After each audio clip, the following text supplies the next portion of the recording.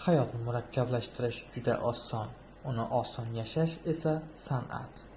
Endryu Metyusning Oson yashang kitobi sizni muammolardan qochishga emas, ularni yengilroq qabul qilishga o'rgatadi.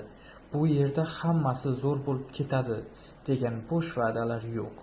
Aksincha, hayot qanday bo'lsa, shunday qabul qilib, undan rohatlanishni o'rgatadi.